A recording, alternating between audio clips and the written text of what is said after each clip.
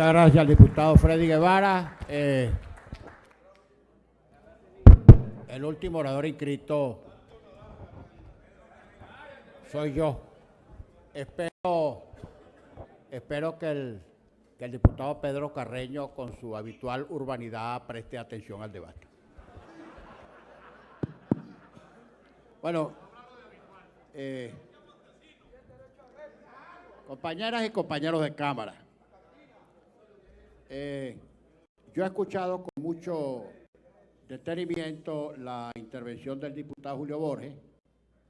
Por supuesto que, como jefe de la bancada, por supuesto que respecto de su contenido conversamos bastante por el momento particularmente delicado por el que está atravesando el país.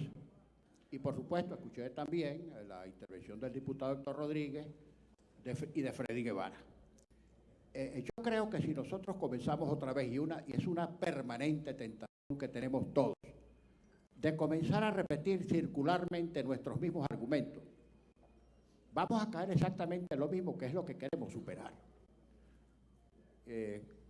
No se trata, por supuesto, de reproducir el eterno dilema del huevo y la gallina. ¿Qué cosa fue causa? ¿Qué cosa fue esto? El problema es que en este momento, por las razones que todos conocemos, el gobierno tendrá la suya y la sostendrá. Nosotros, desde la oposición, diremos en lo que creemos y de lo que estamos convencidos, pero así no vamos a resolver absolutamente nada. Se ha iniciado un proceso de diálogo que no es la iniciativa de ningún sector del país, sino una solicitación, un requerimiento de la comunidad nacional, de la comunidad internacional, que está preocupada por el caso de Venezuela, porque aquí hay una crisis que no se puede negar, que es grave y es profunda, y es económica, y es social, y es política. No voy a adentrarme en ninguna otra consideración para no caer en lo mismo de la argumentación circular. Tenemos una crisis y tenemos que resolverla.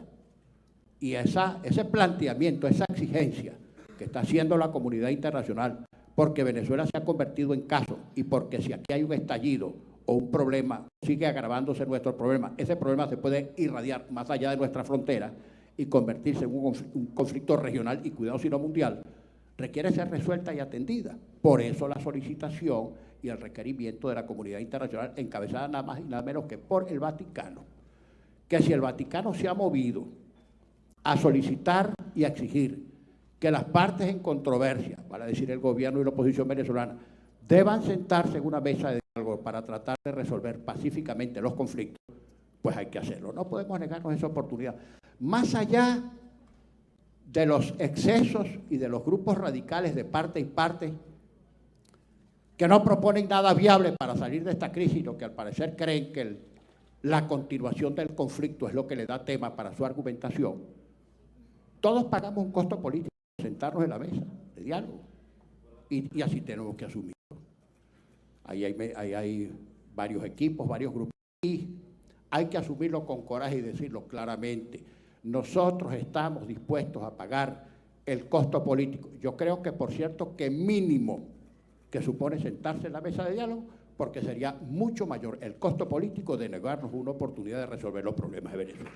Y así hay que asumirlo. Simplemente así hay que asumirlo. Bien. Por supuesto, y hay que decirlo también en lenguaje muy crudo, todo proceso de conversación supone recíprocas concesiones.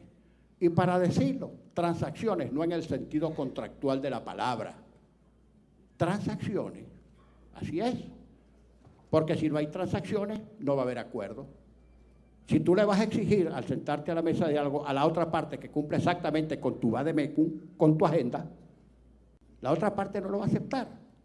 Y per contra, si el gobierno nos planteara a nosotros una serie de exigencias que solamente son válidas para ellos, lo cual constituiría en no poca medida dejación de nuestros derechos constitucionales, nosotros tampoco lo vamos a aceptar y se trataría el juego. O sea, que acostumbrémonos a entender que un proceso de diálogo supone recíprocas concesiones y transacciones, dicho en el sentido político de la palabra.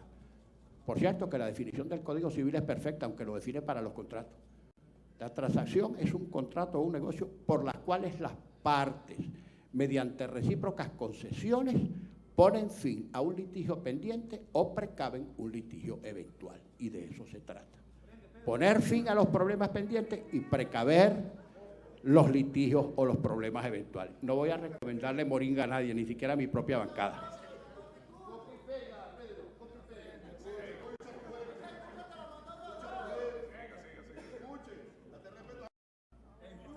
Bueno, por supuesto que el diferimiento, sí, así como esta asamblea no es tan inexistente, por manera que al gobierno le preocupa que aquí realicemos un procedimiento para responsabilizar al presidente. Eso es así, eso es verdad. Por mucho que se diga que estamos en desacato, que no existimos, etcétera, etcétera. Por supuesto, comprendemos y consideramos válido desde el punto de vista del gobierno esa argumentación, no pueden decir otra cosa. Pero la verdad es que al gobierno le preocuparía, más allá del propio país internacionalmente, un pronunciamiento de esta asamblea en el sentido de responsabilizar políticamente al presidente. Y es legítimo y comprensible que planteen el diferimiento mientras conversamos.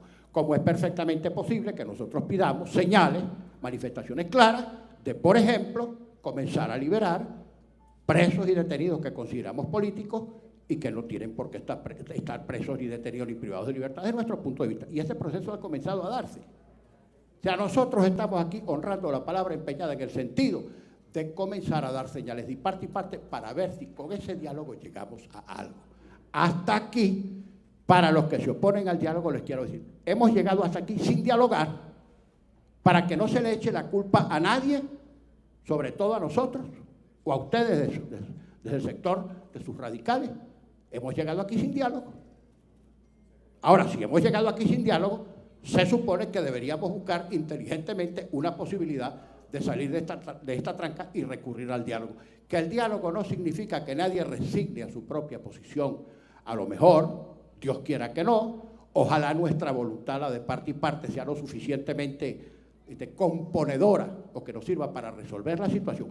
Pero si pasan unos pocos días, 10, 12 días, y no tenemos ningún resultado, pues tendremos que pararnos y cada cual seguirá activando sus propios mecanismos. Para los que creen que esto es una especie de capitulación sine die, que no se equivoquen, en medio de la guerra hay armisticio. A veces hay que hacer una tregua hasta para recoger los muertos y los heridos, y eso no debe acomplejarnos, y eso lo debemos asumir públicamente ante el país sin ningún tipo de complejo. Nosotros no podemos abordar un tema tan grueso como ese desde una posición de culpa y de temor y no decir exactamente lo que estamos pensando. Estamos pensando en buscar una solución pacífica al conflicto que tenemos en Venezuela, porque el conflicto existe y hasta ahora, con el choque y la confrontación, no hemos logrado resolver el conflicto. Así de simple. Ese es el dilema. Bueno, por supuesto que esto tiene un término, esto no es sine die, como antes dije. La mesa, me han informado, yo no asistí, que las primeras reuniones habían sido muy positivas, que privó un lenguaje de respeto y de armonía. Ojalá eso mejore y produzca resultados en el corto plazo con esas 4 mesas. Creo que se vuelve a reunir el próximo 11. El 12, el 13, ya tendremos que ver si las cosas que hemos propuesto y que tenemos que resolver de mutuo acuerdo van marchando o no. Yo creo que hay disposición de parte y parte que las cosas se destranquen. Y eso supone tratar todas las materias a las que ha hecho referencia el diputado Julio Borges. Porque esas materias que ha planteado el diputado Julio Borges, y también, por supuesto, el tema económico, el tema de la crisis alimentaria, etcétera, en los términos en que lo planteó el diputado Héctor Rodríguez, también tienen que ser resueltas, más allá de la diferencia gobierno-oposición. Así es que nosotros asumimos nuestra responsabilidad. Quiero dedicarle unas pocas palabras a la intervención del compañero Freddy Guevara, porque me pareció una intervención muy honesta y muy sincera. Nosotros en la unidad tenemos diferencias y las hemos sabido resolver.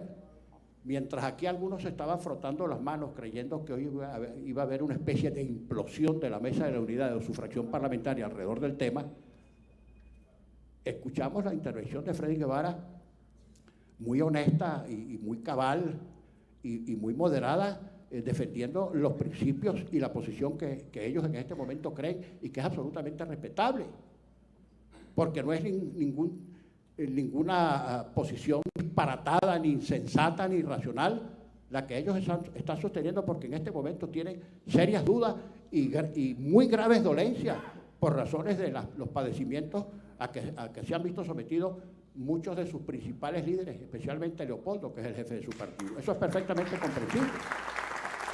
Ahora, Freddy no hizo referencia